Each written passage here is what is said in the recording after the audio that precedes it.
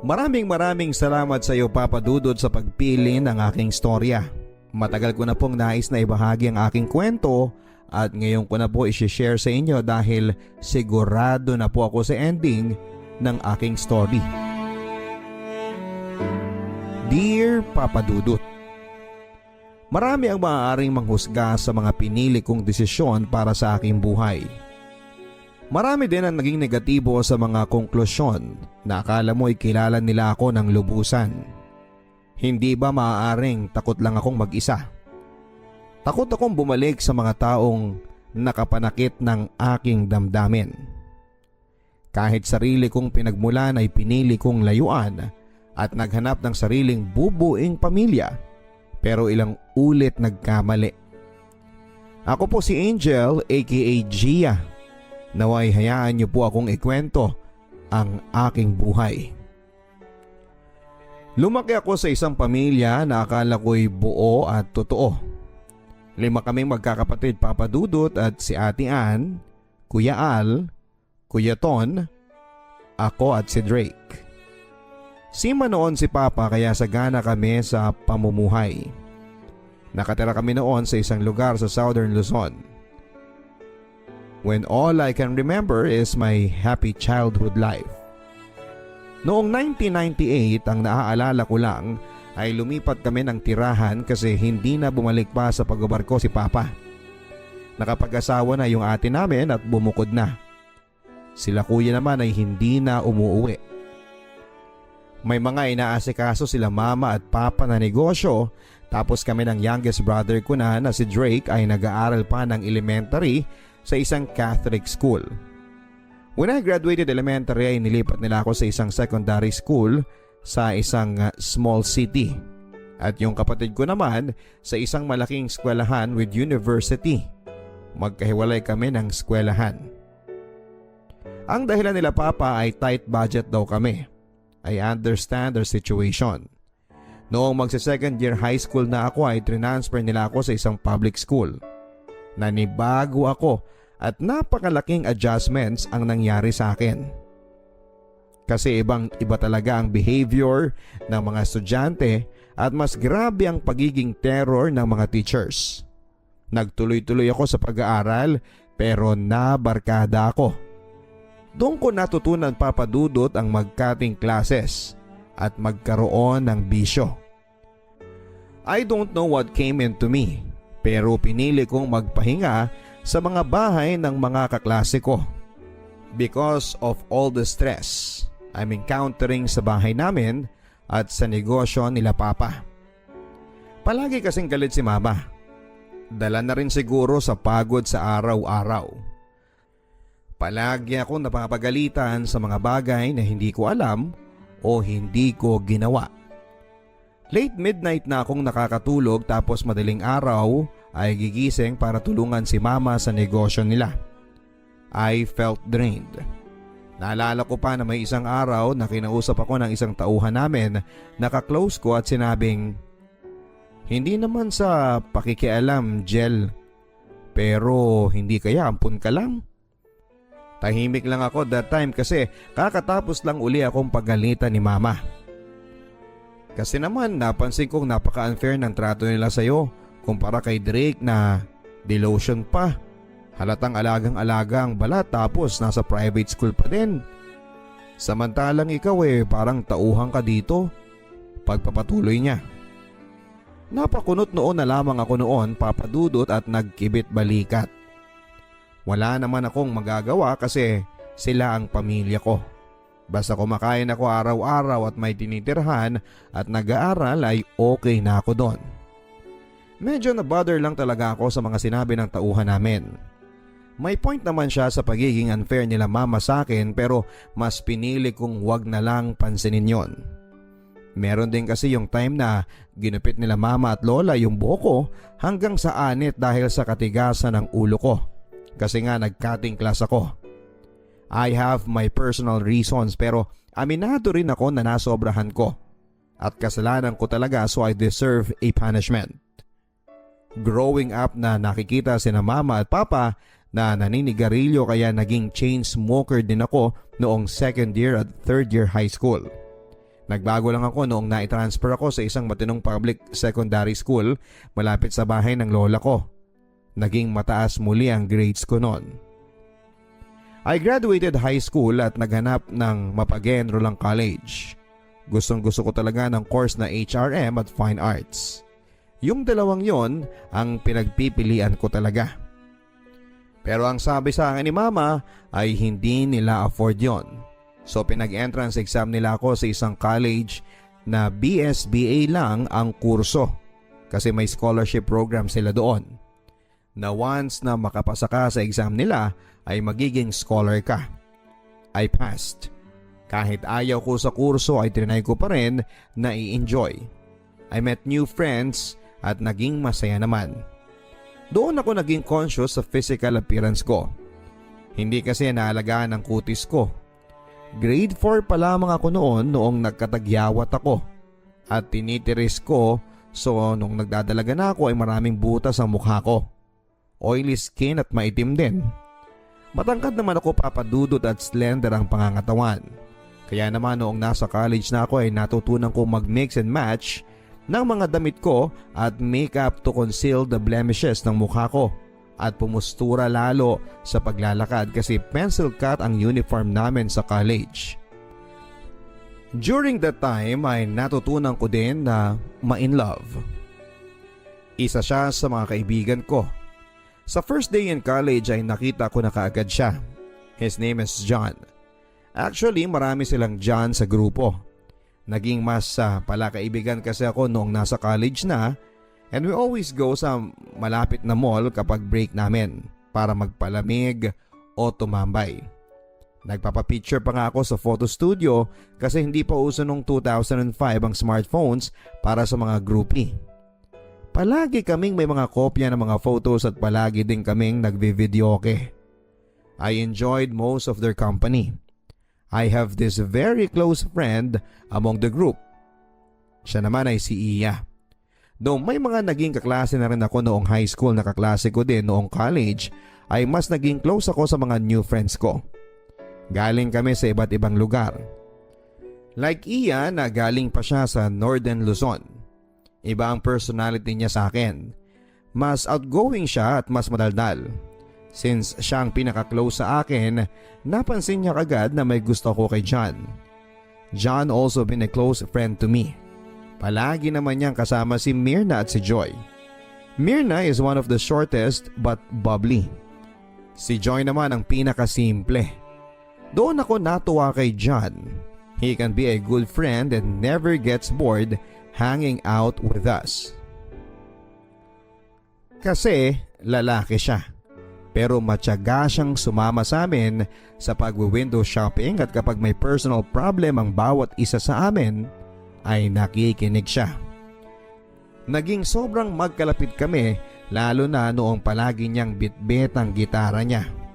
He loves playing especially when we jam at isa yon sa mga kumukumpleto ng araw namin. Hindi naman sa pagmamayabang papadudot pero may magandang boses ako noong kabataan ko. And I admitted to Iya na mahal ko na si John. I asked her to keep it secret. I just want to be with him as his friend at masaya na ako sa pagiging kaibigan. But one day he asked me something about Joy. Kung ano ang impression ko. I told him that she is simple, smart, and gorgeous. Ano kayang tipo niyang lalaki? Tanong niya. Uy bro, in love ka kay Joy no? Binatukan ko siya nung sinabi ko yon. Napangiti na lang siya habang hinahaplos ang ginulo kong buhok niya. May konting kurot nun sa puso ko papadudot pero natutuwa akong pagmasdan siya ng ganon.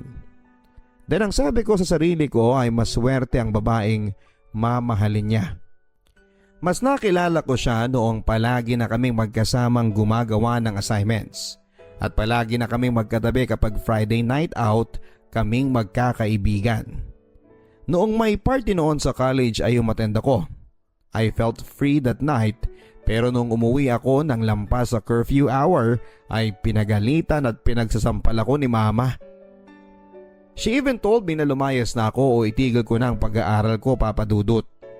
Sa sama ng loob ko ay nasagot ko siya. Ma, Bakit ang unfair ninyo mula pa noon? Hindi ba wala na nga kayong binabayaran sa tuition ko? At saka yung baon ko sa araw-araw na 40 pesos, pinagtatrabahuhan ko yan sa pagtulong sa negosyo ninyo. Niwala na nga akong pahinga eh. Nang dahil lang sa minsang pagdalo ko sa party, patitigilin niyo ako sa pag-aaral? Sino bang may gusto ng kursong kinuha ko? Nakatanggap na naman ako ng mag-asawang sampal mula kay mama. Doon ko nga naisip na hindi ko na kaya. Humagulhol na lamang ako at nagkulong sa kwarto. Naging matigas pa rin si mama, pumasok pa din ako ng ilang linggo na naglalakad papunta ng college at pauwi. Nililibre na lamang ako minsan ng ilang kaibigan ko ng pamasahe kapag nakikita nila ako naglalakad ng pauwi. Dito na ako nagiging masaya, kaya ayoko namang pati ito ay ipagkait sa akin.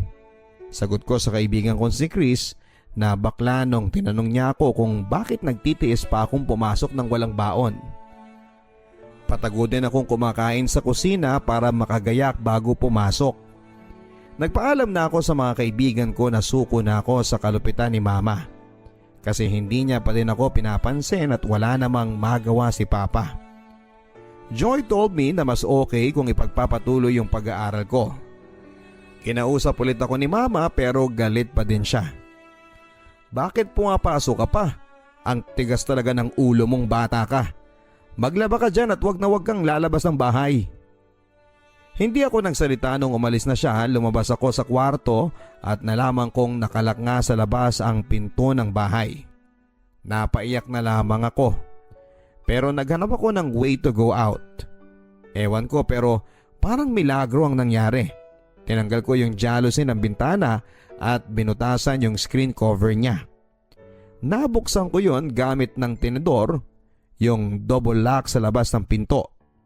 Nagmamadali ako mag-impake at aalis na ng bahay nang kumakabog ang dibdib. Bago lumabas ng bahay ay naisipan kong mag-iwan pa ng sulat. Ma, sorry po kung lalayas ako. Naging unfair kayo sa akin na sobrang kinasama ng loob ko.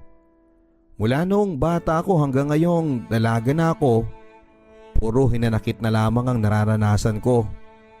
Umabot pa noong 3rd year high school ako na suicidal na ako pero pinili ko pa ding ipagpatuloy ang mabuhay na umaasang mamahalin niyo rin po ako tulad ng pagmamahal ninyo kay Drake.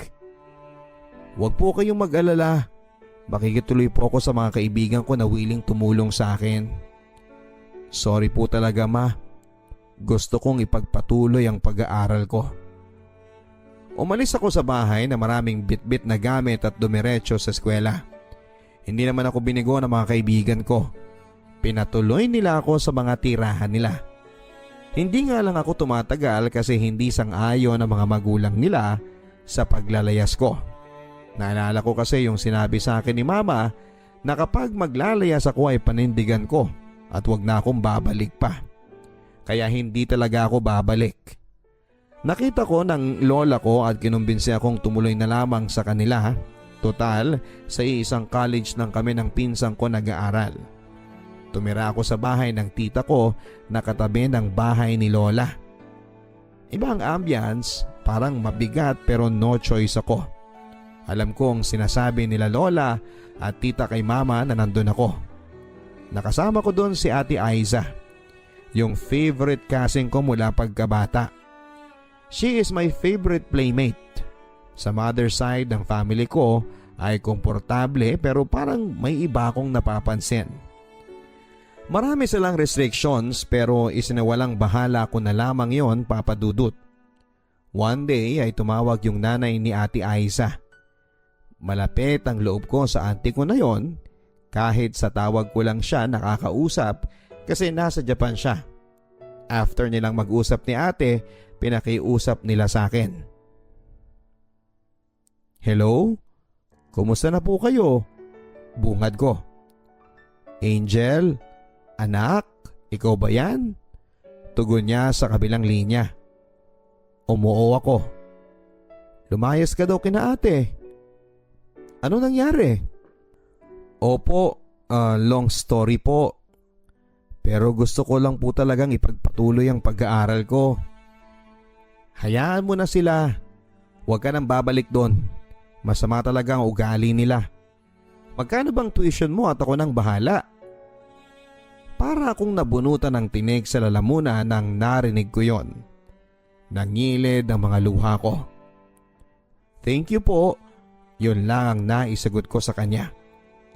May mga sinabi pa siya about sa inis niya kina mama kasi pinabayaan akong lumayas at nakakaawa daw ako. Pero isa lang ang nasabi ko sa kanya. Auntie, pwede po bang mag-request? Ano yun anak? Pwede po bang tawagin kitang mama? Kasi po matagal na akong sabik sa kalinga ng isang ina. Ewan ko ba Papa Dudut pero bigla ko na lang naisipang sabihin yon. Ako naman talaga ang mama mo eh.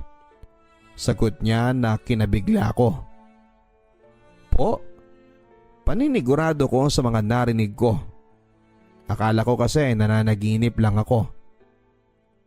Anak kita, kinuha ka lang nila sa akin. Paliwanag niya habang umiiyak. Sino po ang tatay ko? Wala na siya. Huwag mo na siyang hanapin. Pinabayaan niya tayo. Basta ako ang bahala sa pag-aaral mo. Ano bang kurso mo? Padadalhan ko kayo ng ate Aiza mo ng monthly allowance. Huwag ka nang babalik doon. Tanging opo at iyak na lamang ang naitugong ko sa mga sinabi ni Mama Vicky. Yung inakala kong favorite auntie ko ay nanay ko pala. At yung favorite cousin ko ay half sister ko pala. Anak ni mama sa Hapon si Ate Aiza pero nagkahiwalay din. May pamilya na si Mama Vicky sa Japan at may 2 anak sa Hapon na asawa niya ngayon. Kinausap ako ni Lola na nang masinsinan na huwag daw sanang sasama ang loob ko sa mga magulang ko. Kako naman ay hindi masama ang loob ko. I became observant kasi parang may napapansin pa din ako sa mga kamag-anak namin. Pero minsan ay binabaliwala ko na lang. Puro kami putok sa buho. Ilang pinsang ko din ang walang ama katulad ko. Naging mas close kami ni Ate Aiza at natutunan ko din yung mga kinahihiligan niya. And I am very glad to be with my sister. May nabanggit din siya na sama ng loob niya sa mga tiyahin namin na nag-aruga sa kanya. Kaya mas nag-observe pa nga ako. Istrikto sila at maraming limitations sa amin. Pati yung pinapadalang pera ni Mama Vicky para sa allowance ko ay hinihigpitan nila. Being a college student ay marami talagang dapat bilhin pero mas mahigpit si tita at walang magawa si ate. Tahimik lang akong nagmamatiyag. Pumapasok tapos ay uuwi, ganoon lang ang naging routine ko. Doon ko din naman naranasang mabilhan ng magagandang damit at sapatos dahil may naibubukod naman si ate para sa pambil namin ng mga gamit.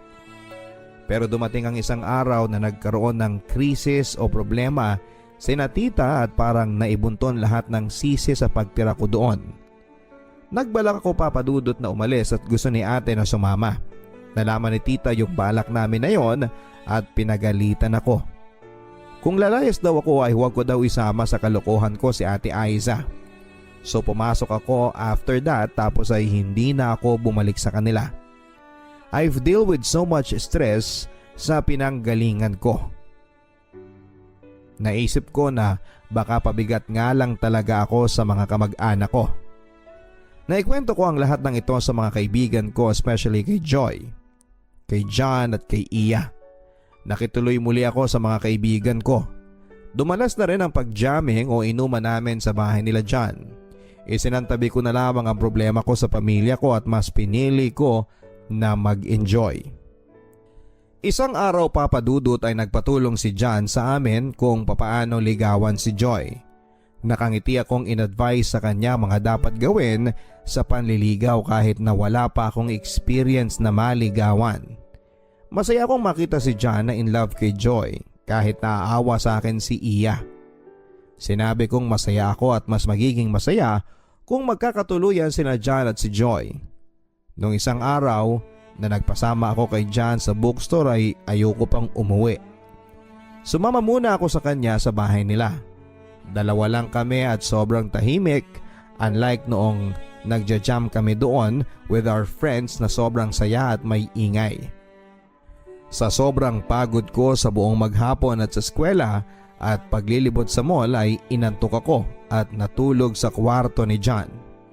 Natural na lang sa amin yon kasi ilang beses na rin akong natulog doon. Huminga din siya tulad ng dati. Hindi ko na pinansin yon basta ang nasa isip ko ay matutulog lang kami. Hindi ko na malayan kung anong pumasok sa isip naming dalawa at nagdikit ang aming mga labi. At noon nga papadudot ay may nangyari sa amin. Siya ang unang karanasan ko. Napakalaya ko sa mga oras na yon at walang dala-dalawang isip na naibigay ko ang sarili ko at pagkabirhen ko kay John. Mahal na mahal ko siya.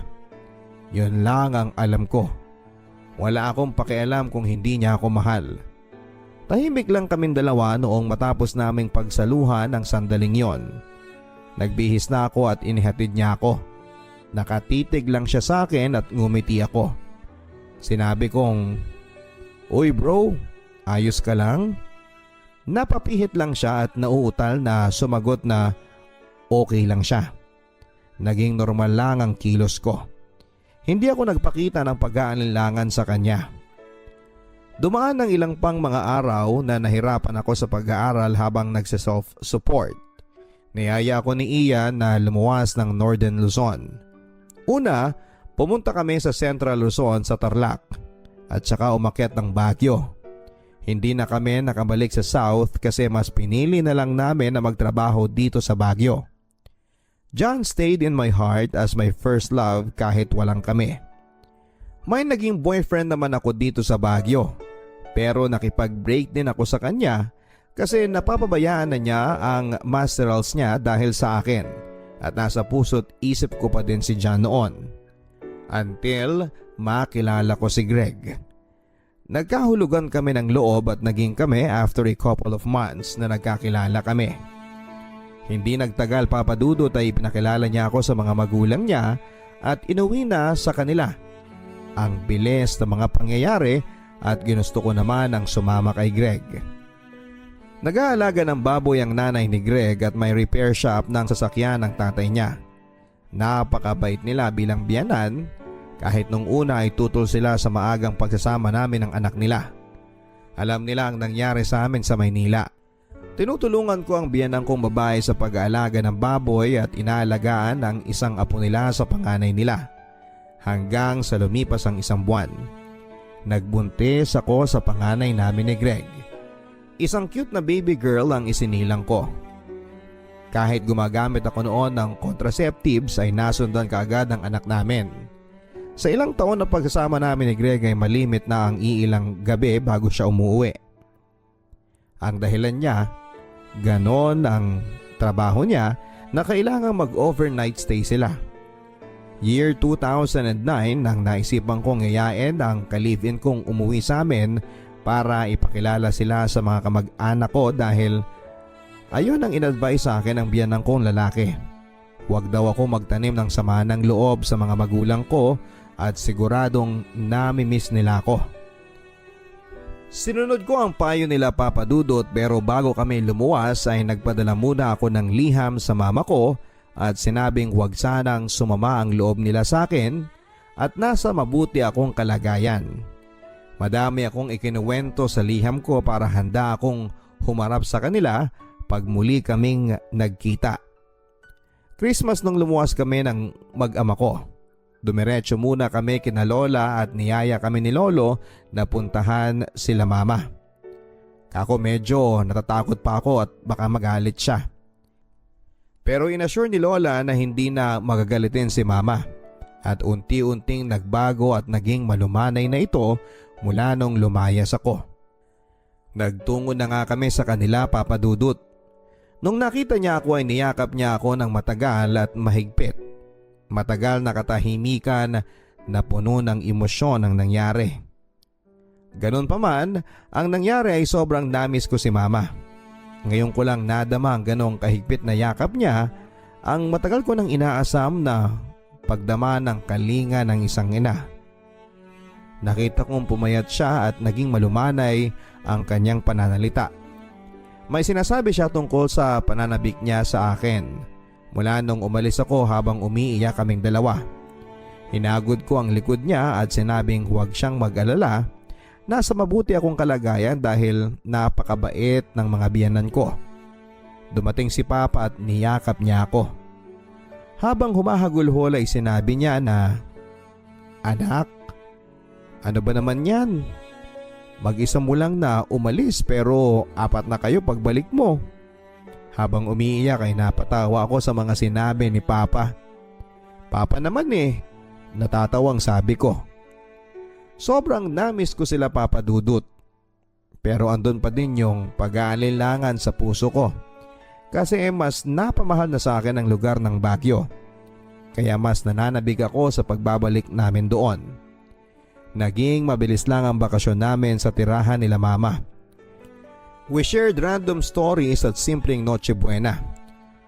Wala akong narinig, Papa Dudut, na patungkol sa natuklasan ko sa pinanggalingan ko.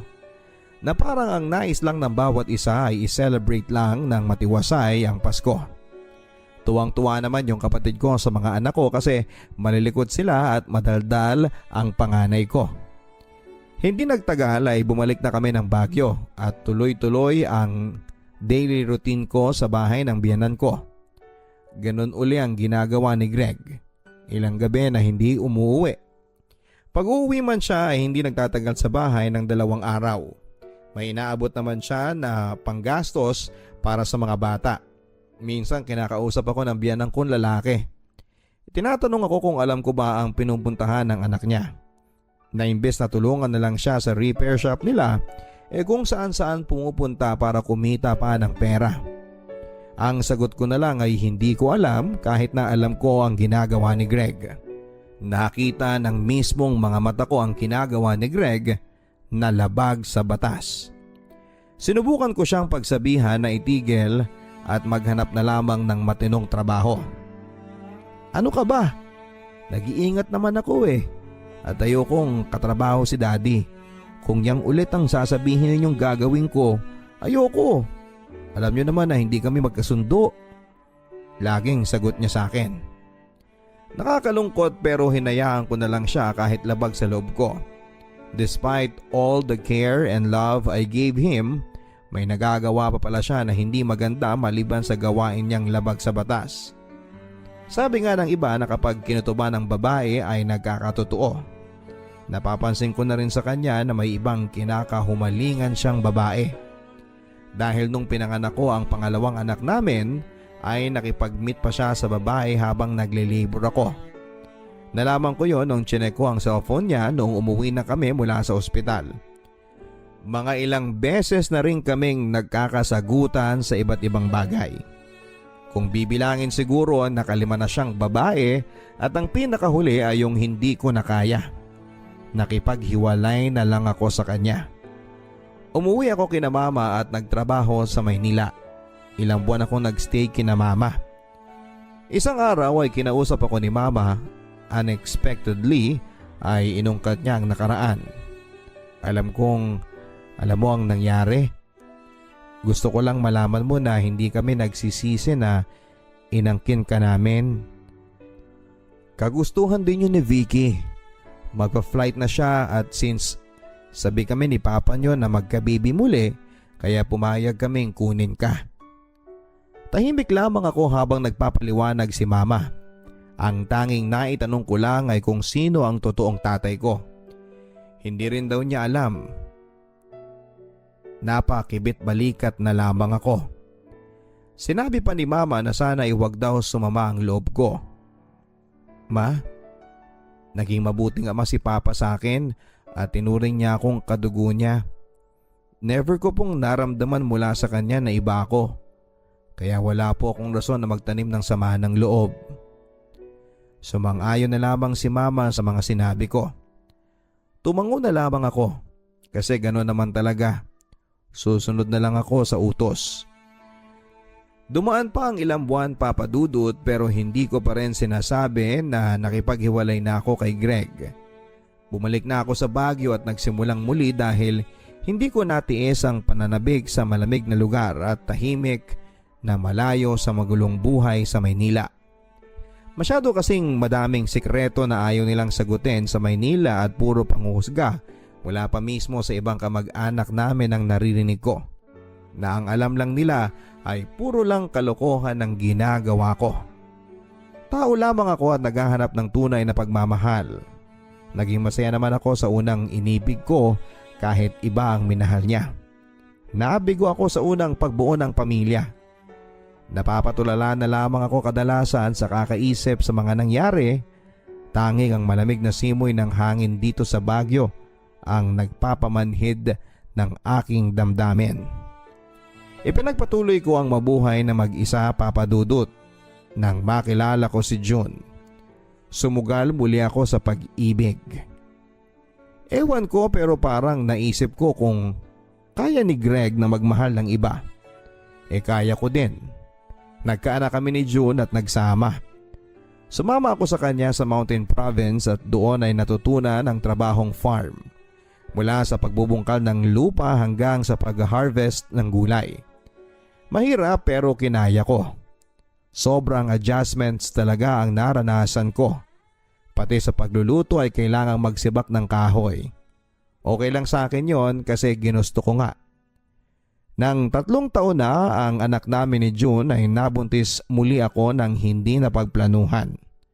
Na-depress ako kasi hindi ko pa nabibisita yung mga anak ko kay Greg.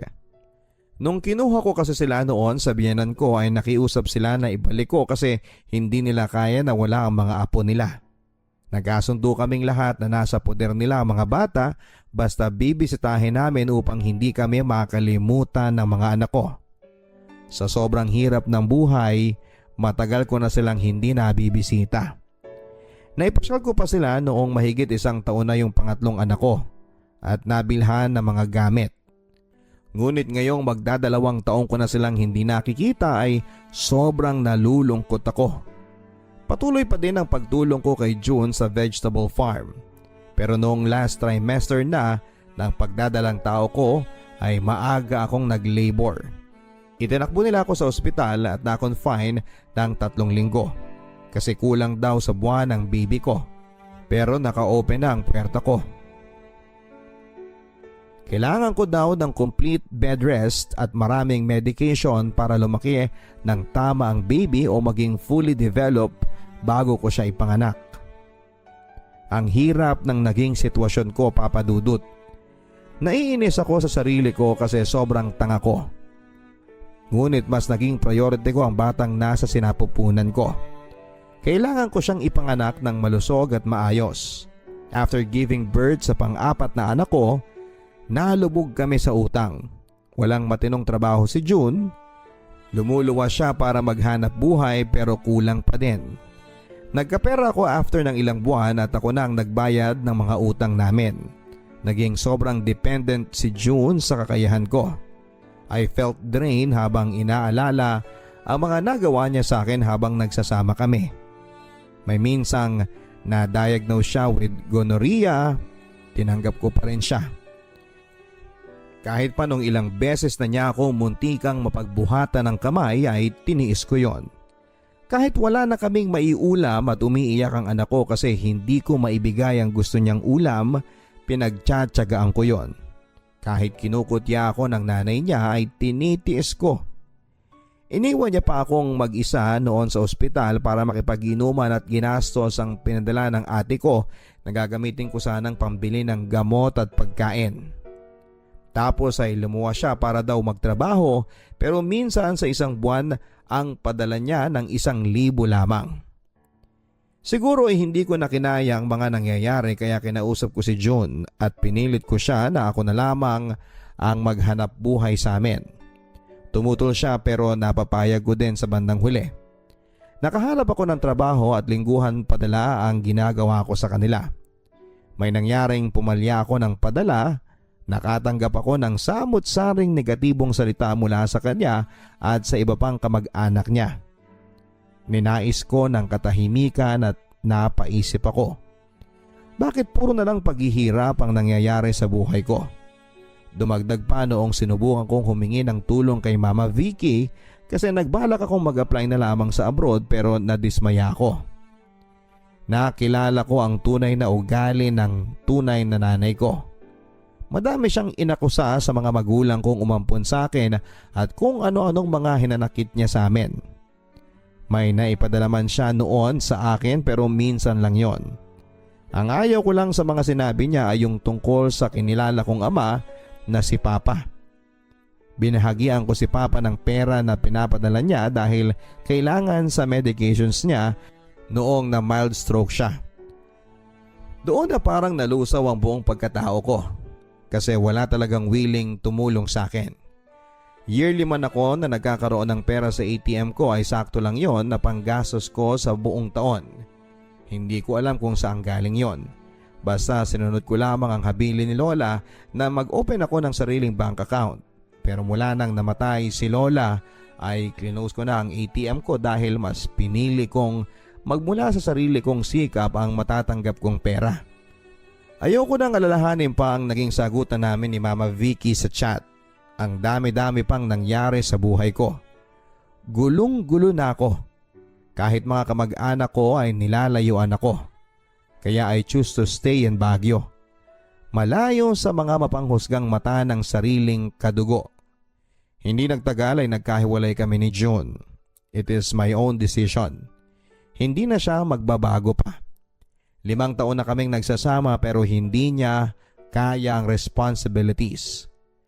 Sa gitna ng kaguluhan ng aking pag-iisip ay nakilala ko si Chini. Naging super close kaming dalawa kahit kakikilala lang namin. She is the other side of my personality kasi pareho kaming go with the flow ang ugali. Pero mas may plano siya sa buhay. Matagal na siyang nag-a-apply sa abroad as DH. I found a best friend sa gitna ng frustrations ko sa buhay. Naintindihan niya ako at alam niya ang mga pinagdadaanan ko. Hindi niya nakakaligtaan ang pagpapaalala sa akin ng mga magagandang maaaring mangyari in the future kung magtatrust lang ako kay God. Naging roommates din kami at mas naging parang magkapatid ang turingan. Nagkaroon ng kulay ang buhay ko nang makasama ko siya. Hanggang sa nagkaroon siya ng boyfriend na palaging nagtitreat sa amin ng lunch or dinner. Nagkaroon ako ng manliligaw. Naging mabait naman sa akin si Hector. Sumugal muli ako sa pag-ibig at nakita ko naman kasi na may trabaho siya at mapagmahal sa mga kapatid niya at mga pamangkin. Noong naging kami ni Hector ay sinamahan naman niya ako sa school ng 2 anak ko. Libangan niya ang pagmumotor kaya't kadalasan niya akong inaangkas kapag may long ride silang magkakapatid.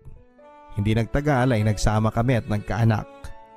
Noong una ay ayoko na sanang magkaanak muli dahil may 4 na akong anak. Pero ninais kong magkaroon ng kahit isang anak na lalaki. Pumayag ako sa gusto ni Hector na magkaanak kami. Naging sobrang siloso siya at mahigpit sa ilang mga bagay. Umabot pa nga sa puntong pinagbubuhatan niya ako ng kamay. Pinagseselosan niya ang mga anak ko sa unang kinasama ko. Pinagbabawalan niya akong bisitahin ng mga anak ko. Lahat ay nagkaroon ng limitations. Dumating pa nga sa punto na pinaputukan niya ako ng baril ng dahil lamang sa pera. Napapayak na lamang ako minsan habang iniisip ang mga pagkakamali ko sa buhay. Sa pagiging tanga, mapagtiwala at sa pagiging sabik sa pamilya. Ngunit bigong-bigo ako. Mas lalo ako nawala ng pag-asa nung sunod-sunod na ang pag-aaway namin. Sa tuwing uuwi siyang lasing, nanginginig ako sa takot. Pinakahuli na ang tangkain niya na patayin ako sa harap ng anak ko. Kinabukasan noon ay tumakas ako. Noong nasa biyahe ako ay humahagulhol ako habang iniisip ang kamalasan ko sa buhay. Naalala ko ang mga pagmamalupit sa akin nila mama noon, ang panghuhusga sa akin ng mga kamag-anak ko, ang rejection ng tunay kong ina. ang mga bigong pag-ibig ko at ang mga anak ko na napapabayaan ko na.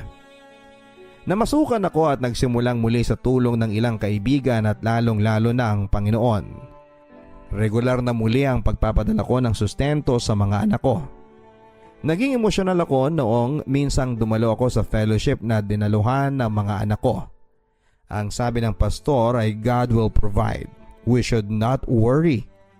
Sa dinami-dami na mga nangyari sa buhay ko ay hindi ako pinabayaan ng Diyos. Binibigyan niya ako ng pag-asa. Kahit ginugulo ako ni Hector na makipagbalikan sa kanya, ay naging matigas ako sa desisyon ko na hindi na bumalik pa sa kanya. Tama na ang mga maling desisyon ko dahil sa kagustuhan kong magkaroon ng sariling pamilya.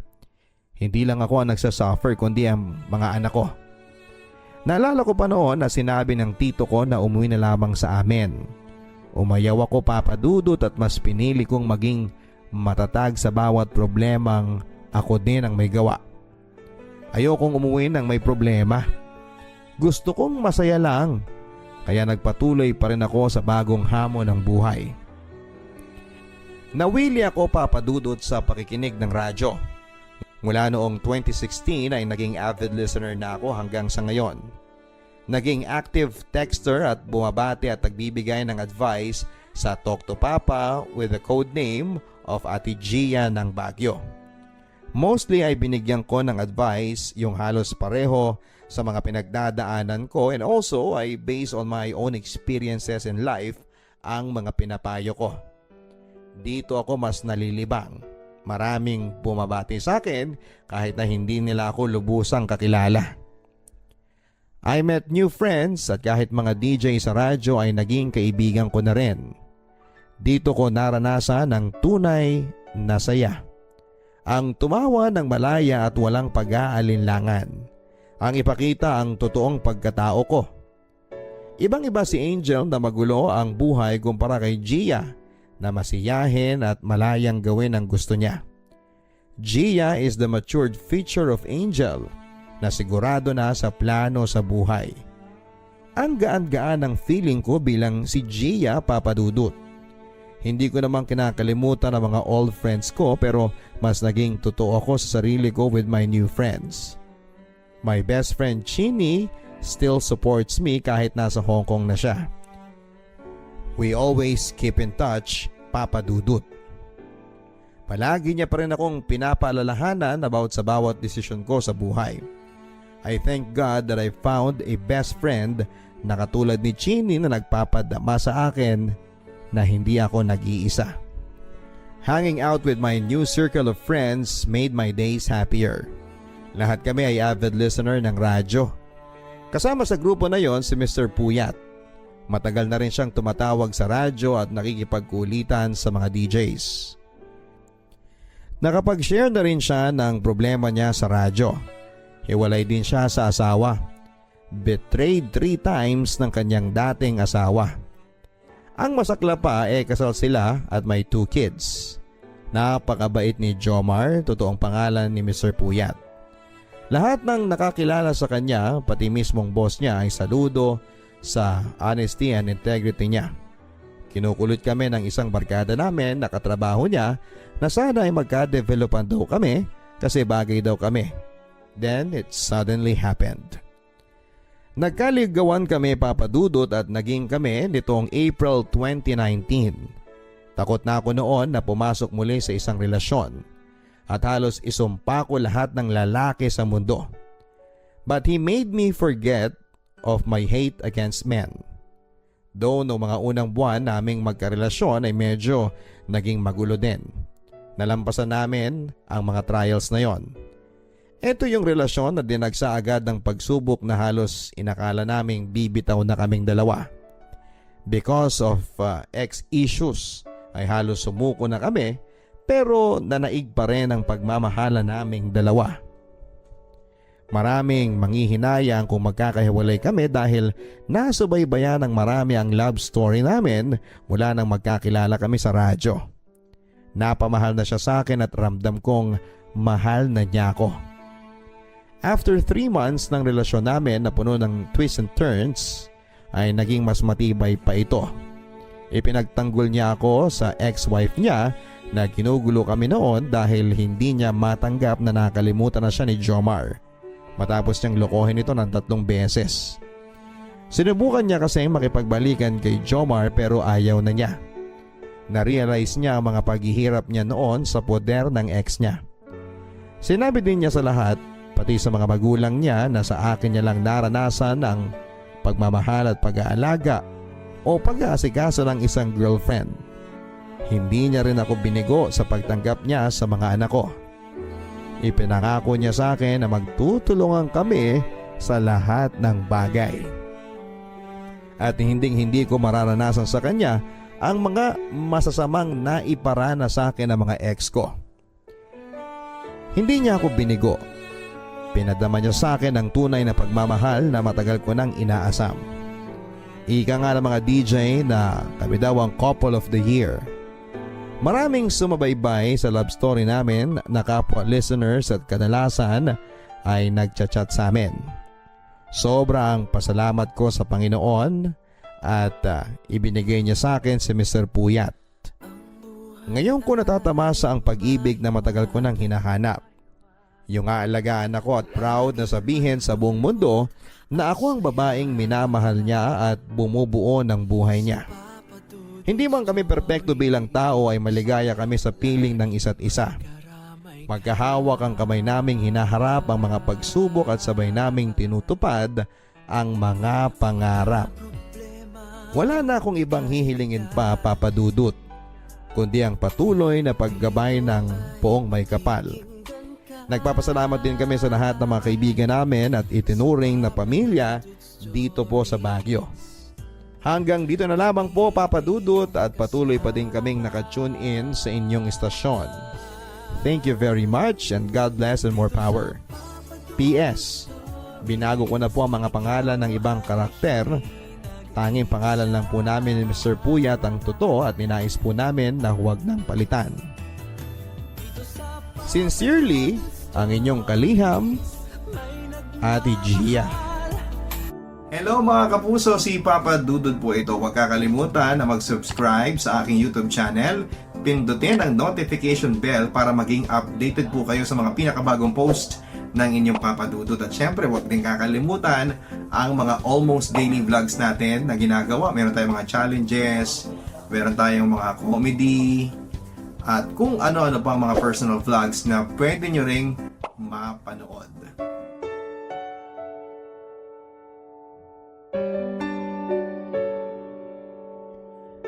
Anong gagawin mo kung ang lalaking nangako sa iyo ng masayang buhay ay biglang nagbago?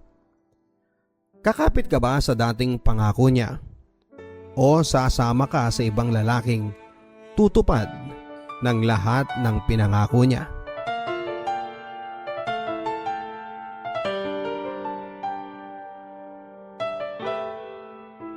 Dear Papa Dudut, magandang araw po sa iyo, Papa Dudut, at sa lahat ng libo-libo mong tagapakinig sa YouTube ng Papa Dudut Stories.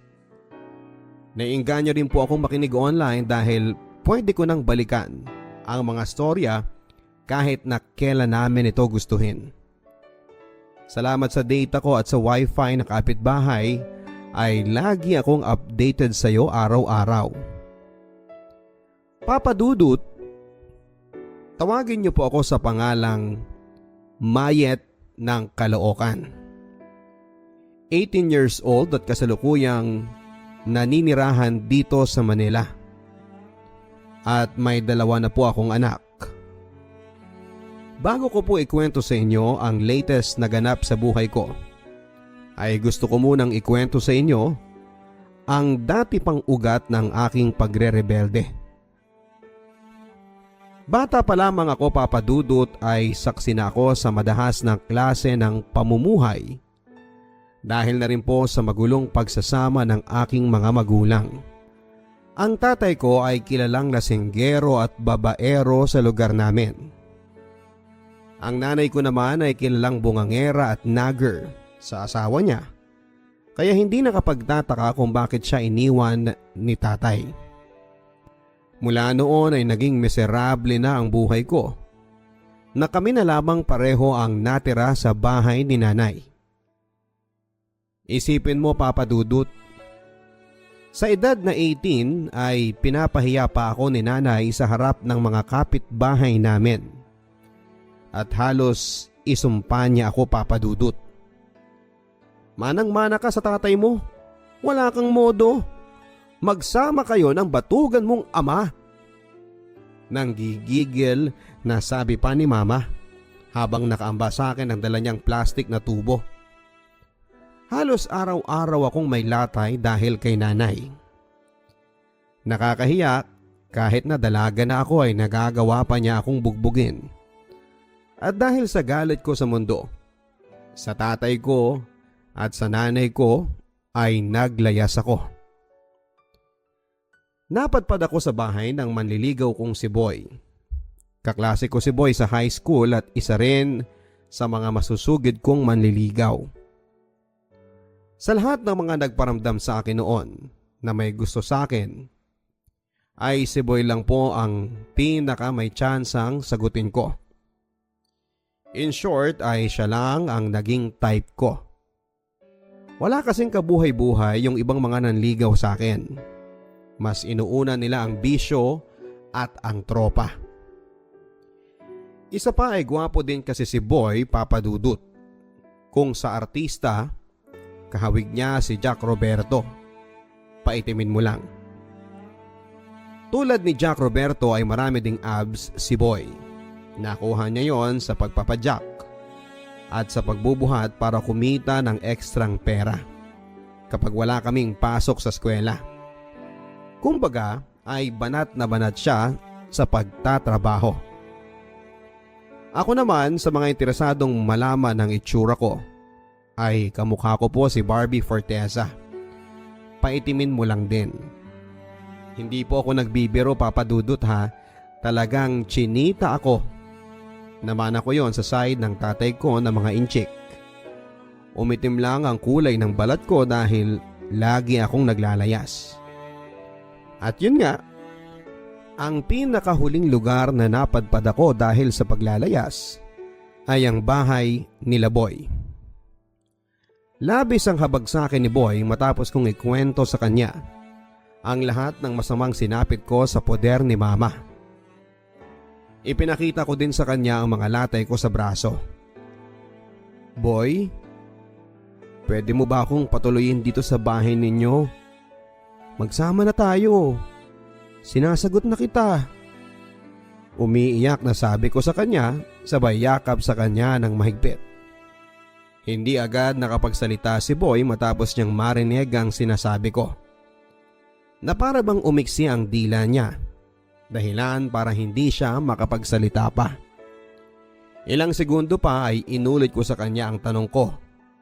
Pero imbes na si Boy ay nanay niya ang sumagot. Hindi pwede. Walang ipapakain sa iyo ang anak ko. Isa pa, kaya babata niyo pa para mag-live-in. Gagaya pa kayo dyan sa kuya mo, Boy, na nagpatuloy dito ng kinakasama. Wala na tayong lugar dito. Siksika na tayo. May kagaspangang sabi ng nanay ni Boy na itago na lang po natin sa pangalang Nanay Christy. Massage therapy si Nanay Christy na nagtatrabaho sa isang maliit na spa malapit lang sa bahay nila.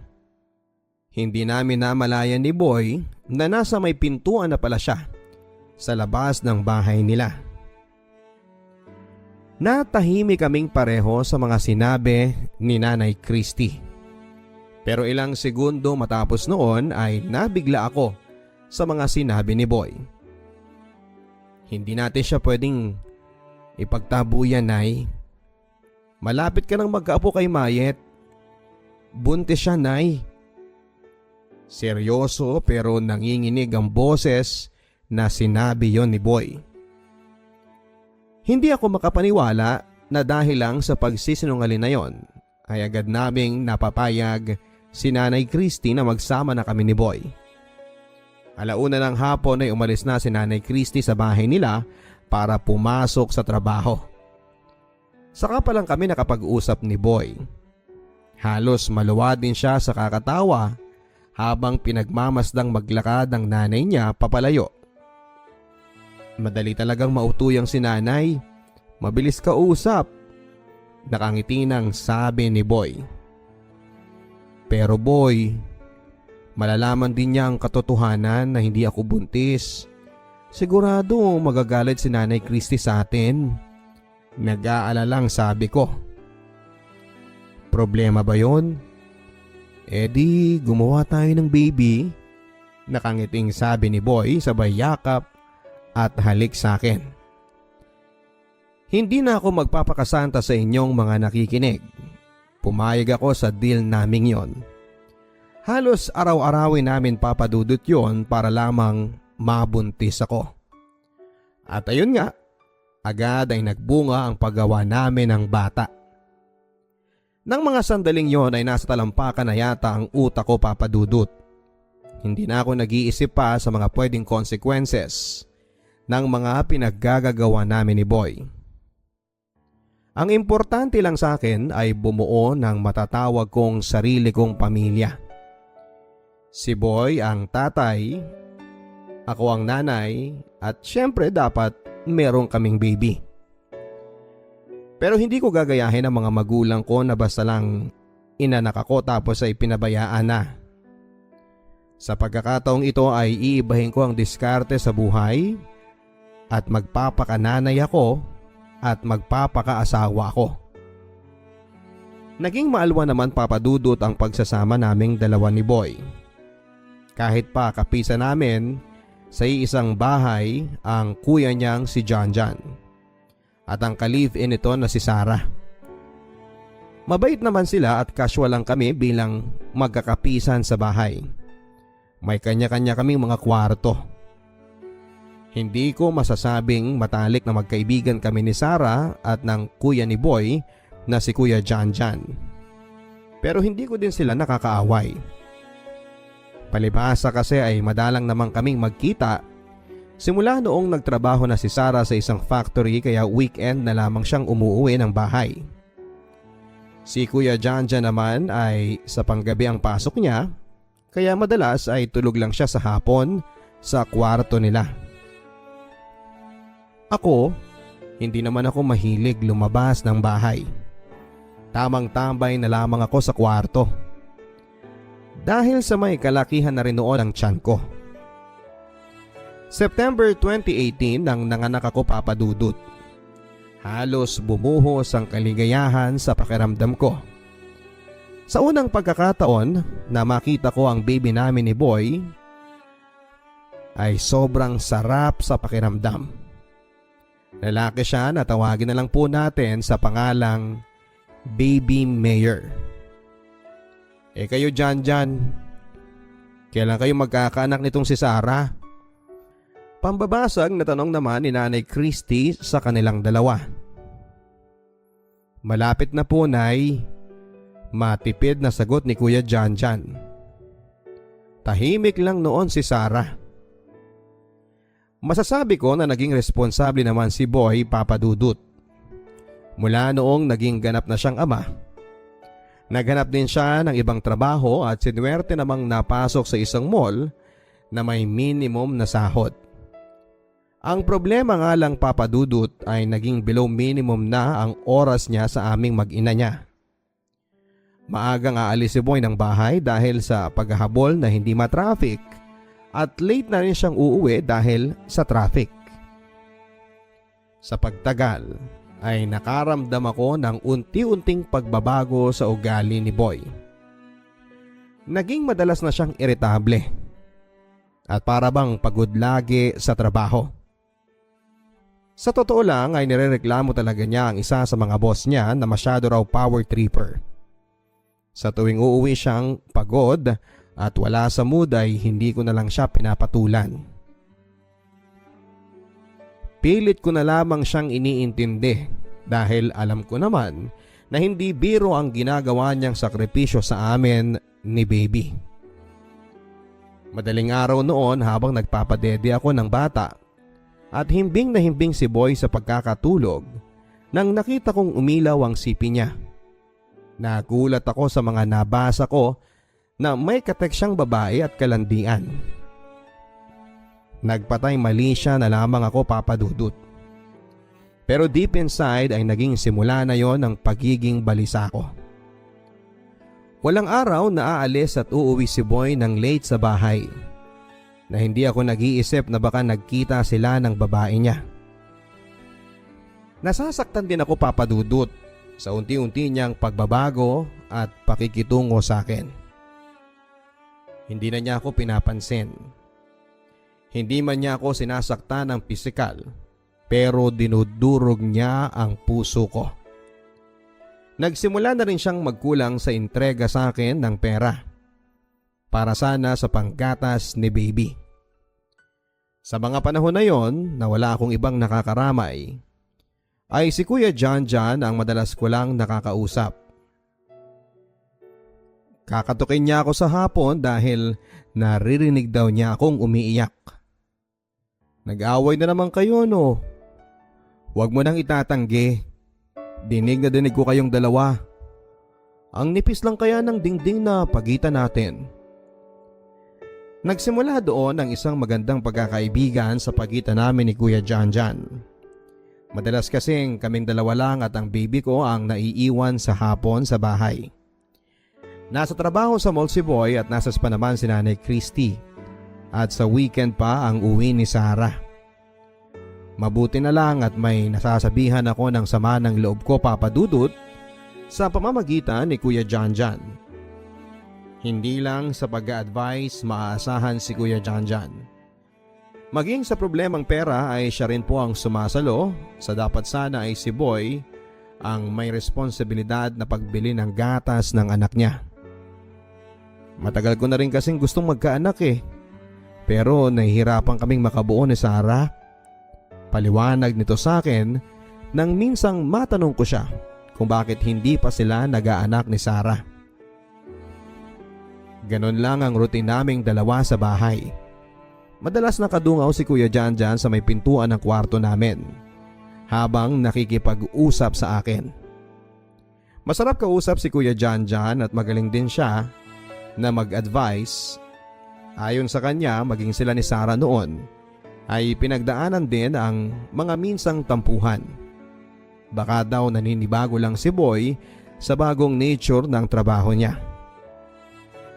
Mabigat daw talagang trabaho ang maging staff at bagger ng isang grocery store sa isang mall. Bilang dati siyang nagtrabaho dito bago siya sumubok na mag-call center. Habang pabuti ng pabuti ang ugnayan namin ni Kuya John ay pasama naman at palala ng palala ang relasyon namin ni Boy. Hindi niya ako sinasaktan, pero nasasaktan pa rin ako dahil alam kong may nag-iba na sa kanya. Hindi na siya tulad ng dati at alam ko ang dahilan niya. May iba na siyang babae. Tama ang kutob ko sa mga nabasa kong kateks niya na may iba siyang babaeng pinag-aaksayahan ng oras. Kinakalimutan na niya kami ng anak niya. Sinubukan kong maging manhid, Papa Dudut, pero hindi pa ako bato. Tuluyan na akong nagpagape sa lungkot na aking nararamdaman. Pakiramdam ko ay walang ibang nagmamahal sa amin ng anak ko. Kahit si Boy ay nagsawa kaagad sa amin ng anak niya. At bilang malungkot nga ako noon, ay mas ninais ko na lagi kong makasama at makausap si Kuya John. Siya lang ang tanging dahilan para magstay pa ako sa bahay na yon. Mas madalas pa nga siya ang nagbibigay ng oras sa baby namin kesa kay Boy. Hanggang isang hapon, kaming dalawa lang ni Kuya John at si baby ang naiwan. Habang umiiyak ako ay hindi ko na napigilang yakapin siya ng mahigpit. Bagay na pinayagan naman ni Kuya John na mangyari. Hanggang sa unti-unti niyang pinasok ang sarili niya sa loob ng kwarto namin ni Boy. Ayaw ko lang sa pinto ako tumambay, Mayet. Gusto ko dito ako sa kwarto mo. Ang sabi niya habang hinuhubad ang pangitaas niya. Aaminin ko ulit sa inyo na hinayaan ko lang na magpatianod ako sa alon ng ligaya. Kasama sa kama ang kuya ng kinakasama ko. Nakipagsiping ako sa kuya ng ama ng anak ko. Hindi ko maipaliwanag ang sarap sa pakiramdam habang magkayakap kami ng mahigpit. Nakalimutan ko kung sino kami dalawa habang nagpapakalunod kami sa dagat ng kasalanan. Hindi lang isa kundi maraming beses na pumayag ako na may mangyari sa amin ni Kuya Janjan. Total ay hindi na rin kami nagsisiping ng kapatid niya, kaya marapat lamang na magpadilig ako sa kanya. Ginagampanan ng maayos ni Kuya Janjan ang dapat sana ay ginagawa sa akin ni Boy. At bilang ganti ay hinahayaan ko na may mangyari sa aming dalawa. Sa ngayon po, Papa Dudut, ay nagpaplano na kaming magtanan ni Janjan. Walang araw na hindi ko gusto na hindi kami magkasama. Kung tutuusin ay wala kaming nilalabag na kahit na anong batas. Hindi kami kasal ni Boy at hindi rin kasal si Janjan kay Sarah. Nangako sa akin si Janjan na aakuin niya ang pagpapalaki sa anak namin ni Boy. Total ay dugot laman din daw niya ang bata. Kung hindi kayang magpakatatay ni Boy, ako ang magiging tatay ng anak niya. At ako ang magiging asawa mo. Pangako sa akin ni Janjan. Ano po ang gagawin ko, Papa Dudut at mga ka-YouTube? Dapat ko bang isalang-alang na si Boy ang nakaunang nakabuntis sa akin kahit na alam kong nambabae na siya? At alam ko din sa sarili ko na hindi ko na siya mahal. O makipagtana na ba ako kay Janjan, ang bagong lalaking minamahal ko ng higit pa sa buhay ko? Sa mga nagtatanong ay mas gwapo po si Janjan. Kamukha din niya si Jack Roberto, kasing puti pa. Sana po ay matulungan niyo ako sa aking problema.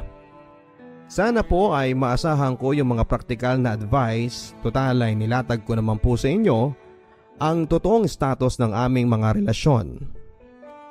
Pare-pareho po kami mga walang sabit. Uulitin ko po yung tanong ko sa inyo kanina sa intro. Anong gagawin mo kung ang lalaking nangako sa iyo ng masayang buhay ay biglang nagbago? Kakapit ka ba sa dating pangako niya o sasama sa ibang lalaking tutupad ng lahat ng pinangako niya? Respectfully yours, ang inyong ka-stories, Mayet.